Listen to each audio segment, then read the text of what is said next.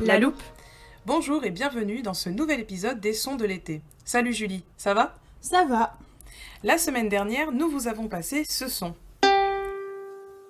Vous avez bien reconnu le son d'un ukulélé. Ah, les vagues, la plage de sable fin, le surf, les cocktails dans les noix de coco, le son de cette guitare miniature me donne des envies de voyage ou de regarder Lilo et Stitch, au choix. Alors, c'est pas vraiment une guitare miniature. Il s'agit d'un instrument à cordes pincées traditionnel hawaïen. Enfin, je dis hawaïen parce que maintenant il est ancré dans leur culture, mais il n'a été introduit qu'en 1879 par des Portugais qui venaient chercher de la canne à sucre. Ils avaient dans leur bateau des braguinas, des instruments à cordes portugais ressemblant à des petites guitares. Quand les Hawaïens ont entendu ces instruments, ils les ont tout de suite adoptés.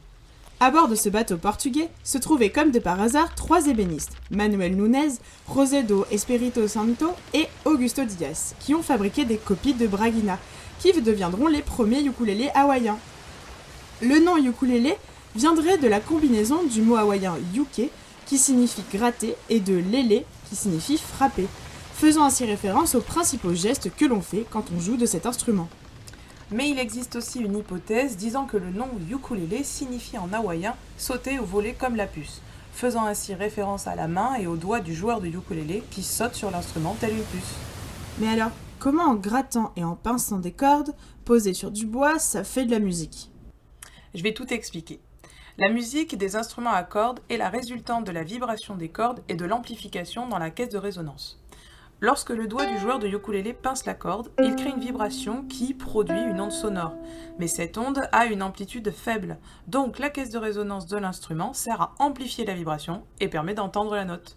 D'accord, mais c'est tout de suite plus clair d'un coup. Les premiers ukulélés ont été fabriqués en bois de koa, une variété d'acacia hawaïen.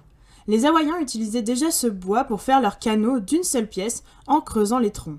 Plus tard, les ukulélés ont été fabriqués avec de l'acajou, comme pour les guitares, mais il existe encore des Hawaïens attachés à l'utilisation du koa pour la fabrication des ukulélés.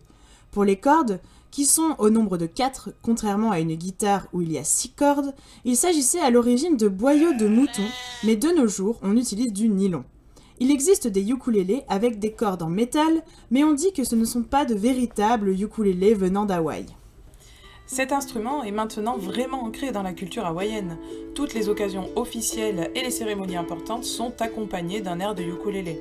Le ukulélé a aussi souvent été utilisé par le cinéma américain pour représenter 2 choses.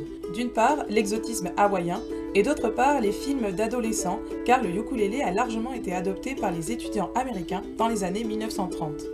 Une des chansons ayant participé à la renommée du ukulélé est Over the Rainbow. Mais si, vous connaissez tous cette chanson.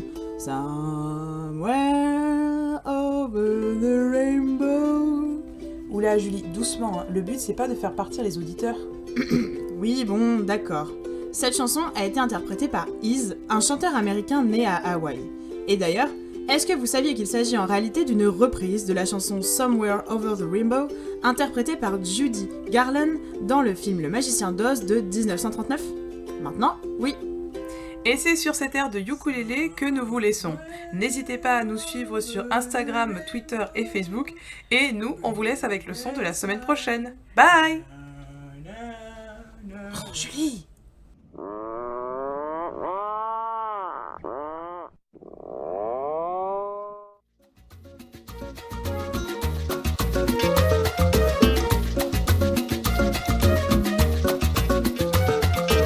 La loupe.